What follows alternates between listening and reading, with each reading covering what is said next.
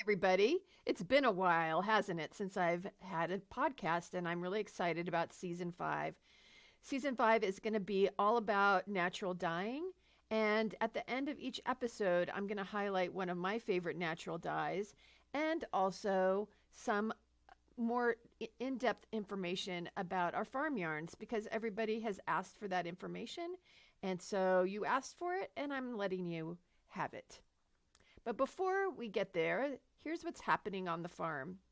I'm recording this mid March, and it has been such a weird winter. We never got any appreciable snow. We've gotten some flurries, and we had, I think, like the warmest December and January ever recorded in this part of the world. My plum trees are in full bloom, most of them, not all of them. I have a couple of late bloomers. My apricots are the earliest ones, and they are just about done blooming. Um, Hopefully we got some pollination. This year we do have bees that are alive and viable, which we haven't had in the last couple of years because of the weird winters. And so I'm hoping that we get some lovely apricots. We've had those trees now, I want to say 10 years, maybe longer, maybe 12 years. And we've only had 1 year, count them, 1 year where we've had any apricots because they flower early and usually around this time, and it still could possibly happen, even into early April. We have gotten a serious cold snap, and if any of the fruit has started, it falls to the ground and dies off. Or as you know, the last couple years we didn't have significant pollinators around, but now we do. So I'm hoping because those little apricots were so good the last time. It's like, I have this in my, it's like a historical, like, voila, we had this wonderful apricots that we could eat that were so flavorful and made the best jam. And I would really like to do that again. So we're hoping that that happens. So now on to natural dyeing. So what is the big deal? So, natural dyeing and the word natural itself has been bandied about a lot in food and in textiles and, everything, the carpet that we walk on and all of that. In dyeing, the word natural specifically means that the dyes are coming from sources that are found in nature. So they're coming from plants, all the different parts of the plants. They're coming from mushrooms and lichens. They may be coming from mud or earth pigments. And some of them even come from animals, like my favorite dye that I'm going to be talking about today comes from an animal. And this is the oldest dyeing practice in the world, no doubt. It started with observations that, certain things made color on the skin or on clothing that was worn at the time. And from those observations and curiosity, the practice was codified and made solidified in the history of the dyers and the cultures where they were practicing the certain dyes. Recipes for colors were, and they still are, collected and guarded by families of dyers. In the book True Colors, there is a story of a family in Central America that it's all memorized, nothing is written down, but they have this amazing library in their family culture of all these colors that they can make from the plants that are in their particular ecosystem, in their habitat. And so, yes, these colors are very local, and they come from dye sources that are in the immediate vicinity of the dyers. And at a certain time, there was bartering and trading, which I'll talk about in a minute, so that there could be, if you wanted that purple that was from the shellfish in the Mediterranean, you bartered for that. But that's that was down the line. And let me be clear, natural dyeing is not like acid dyeing that we do on wool or on fiber reactive dyeing that we do on cottons and silks. Natural dyeing is more of an art than a science. There's some science to it, yes. It is all chemically based, but it really is an art form. You can use the same materials on a different day and get a totally different color. So it's a lot more of a conversation between the dyer and the pot and how to develop the pot and all of that. It's really fascinating. So most of the early dyes were foraged, and many really are still foraged today, such as the walnut hulls, or tree bark, or tree leaves, or wildflowers, lichens that you would find on trees or rocks, mushrooms from the forest, and things that we would call weeds, like dandelions, goldenrod, things like that. These are going to be local to the dyer if you're going to be going out and foraging. And we always ask people to be a responsible forager, specifically when you're talking about some of the more rare dyes, which would be like the lichens and the mushrooms. You want to be sure that you're not taking the whole organism so that it will come back the next year and continue to thrive. And many dye plants can be successfully cultivated around the world and even in our own gardens, like indigo, madder, marigolds, sunflowers, lots of different zinnias, hollyhocks, lots of different flowers give color. And these can be grown in your own garden. And then, as the practice of natural dyeing increased, there became some bartering, like I was saying, and trading, and that continues today.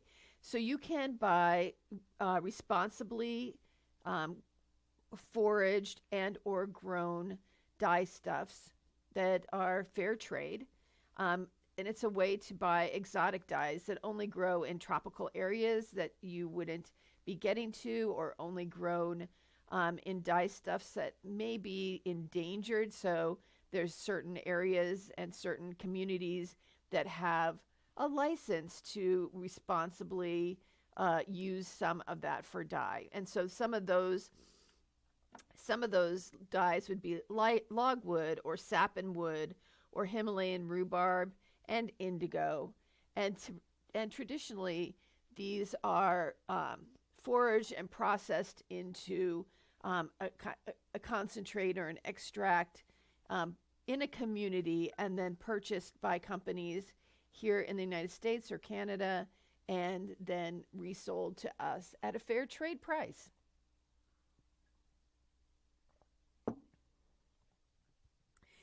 And with natural dyeing, water really matters. And this was an eye-opening thing for me several years ago.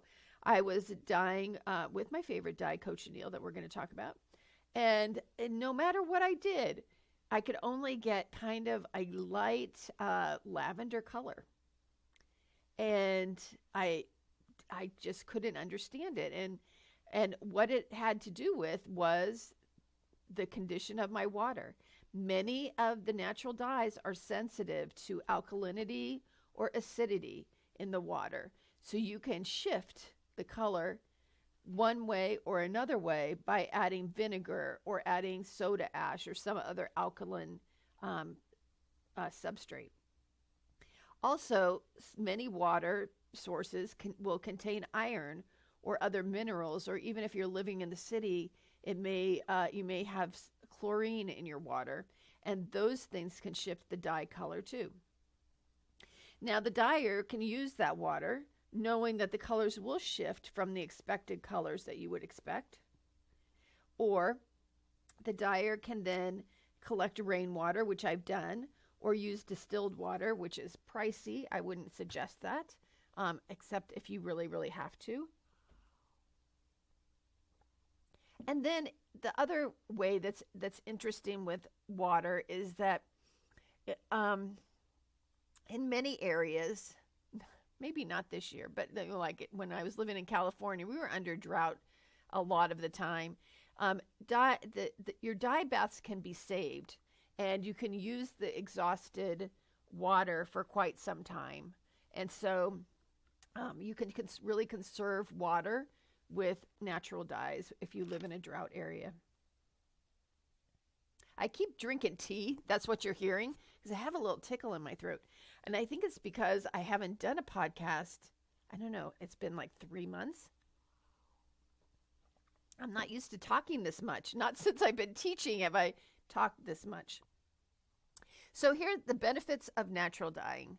So the biggest benefit is just to get away from that toxic petroleum-based dyes that are used in fast fashion, that are those bright neon colors that are toxic, not only as they are being applied to the cloth, but actually as you are wearing them too.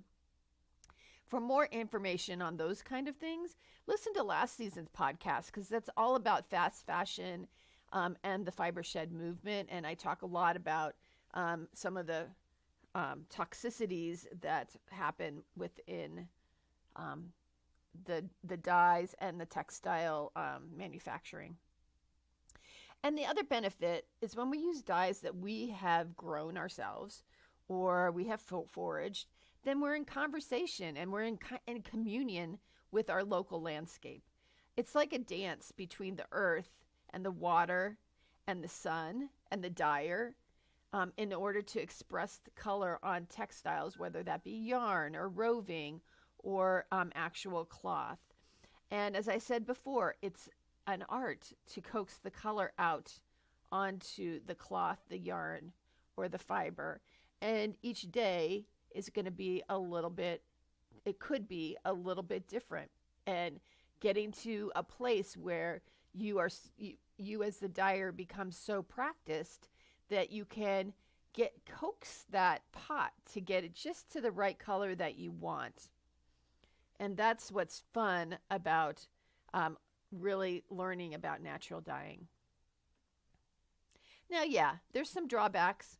The biggest drawbacks of natural dyeing is going to be that some of the dye stuffs are not color fast and they're not light fast. And that means over time that they will change, that some of them will lighten, some of them may even darken. There's a couple that actually darken with UV exposure. And others will become grayed or browned out. And it just is the nature of natural dyeing. And I firmly believe that here is another opportunity to become in conversation with our naturally dyed textiles. It's another place where we could change our mindset. Just as we all change over the years, our clothing and our home textiles are no different. And the change really should be celebrated. It's okay if that once pretty blue pair of jeans that you got, after you've been wearing them year after year, they get lighter and lighter and lighter. That you already own jeans, and you don't immediately say, oh, they've gotten lighter, I'm going to throw them out. No, you still love them until they finally wear out, or you patch them or mend them or whatever. And you really can over dye at some point too, to create a whole new color on that really loved piece of clothing. Another drawback of natural dyeing is that it takes time. It takes thought.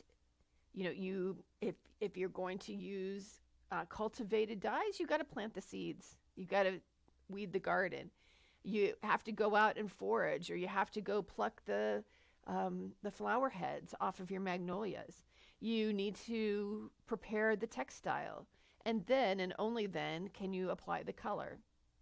And it is within that slowing down that we also really develop the appreciation of the color itself and the appreciation of our textiles. It's so different from the commercial dyes that I use for the other half of my yarn, where that is more like cooking and more like science, where I know I add a little bit of this and a little bit of that in an exact proportion. I add my yarn, I cook it for 20 minutes or 30 minutes, and I rinse it out and it's done. I mean, that is boom, boom, boom, boom, and I have, a finished product. Whereas with natural dyeing, it's going to be, I'm going to pick, and then I have to soak and develop this dye broth or dye tea that I'm going to work with. And then and I have to leave it for a certain amount of time, and I have to coax it, and I have to look at it. And, it's a very, very different process. It takes time, which can be lovely.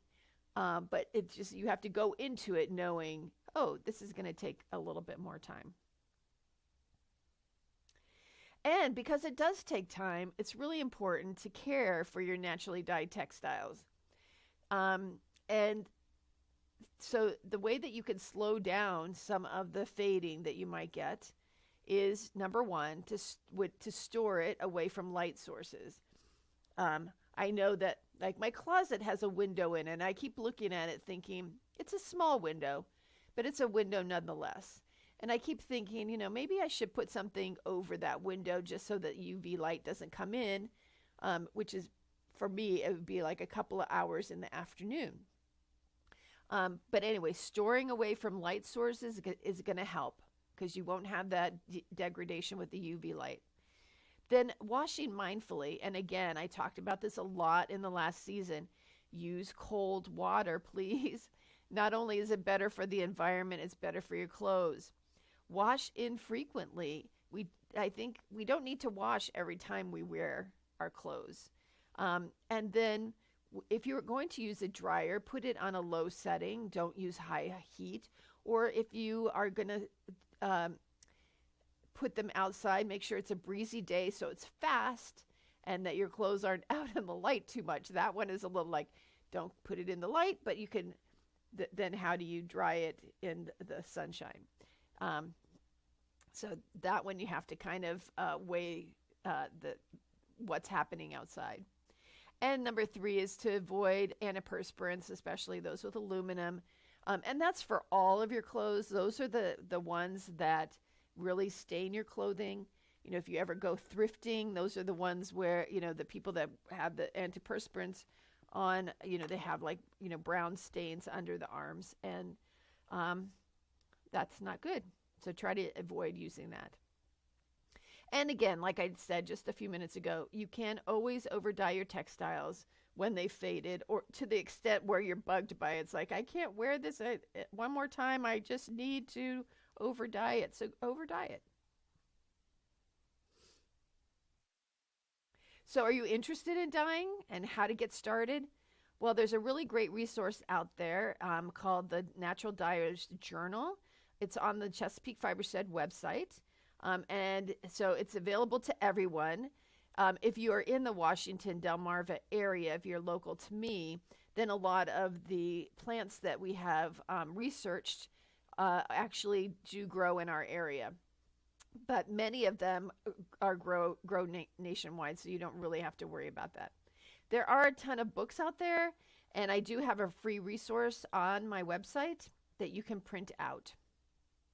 And if you want to take a class, just send me an email. Tell me you're interested in a natural dye day.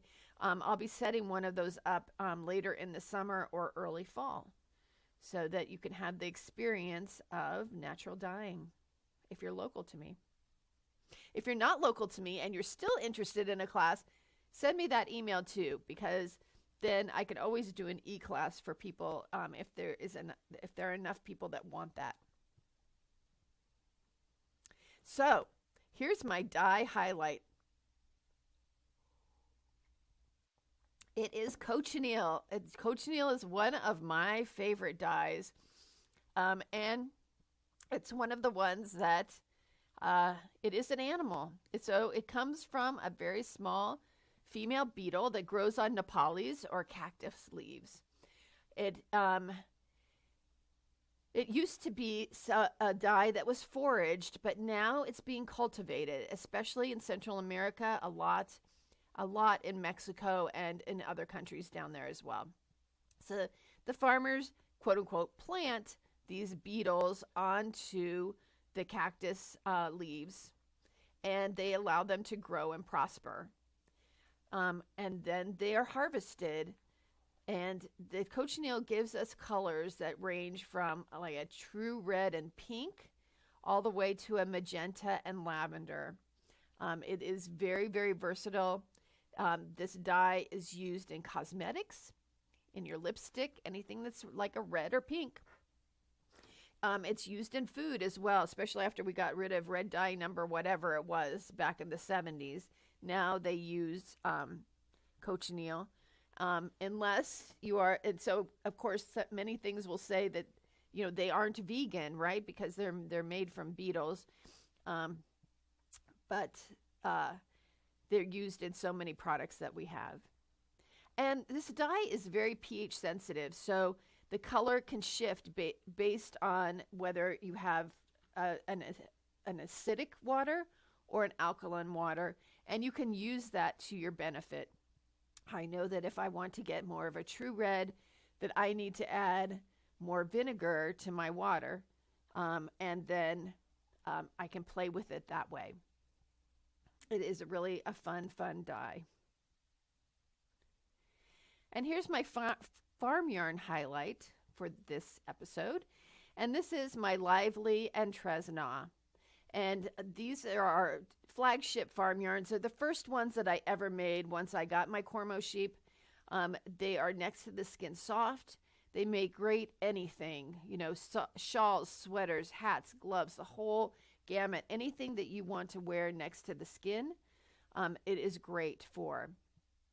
LiViLy itself is 100% Cormo. The way it was named is our first two Cormos were Viola and LiViLy, and so I squished their names together and came up with LiViLy. And then it's a 2-ply worsted weight yarn. It has more of a matte finish because having very, very fine wool makes more of a matte look. So Trasna was and is made out of wool that comes from our crossed sheep. They're BFL, blue-faced Leicester, crossed with my Cormos. So it has a little bit longer staple length. It's more lustrous, so it's going to look more shiny. It's also a 2-ply, but it spins a little bit thinner, so it's going to be more of a DK, tending towards a heavy DK. And lately, because we've been downsizing our herd, these two wools now are going to be combined into one new LiViLy, probably call it something so fascinating like LiViLy 2, where they're both going to be combined into one yarn. And again, it will probably become either a heavy DK or light worsted, somewhere in that range, 2-ply yarn. It's from our farm to your needles. And until next time, happy making.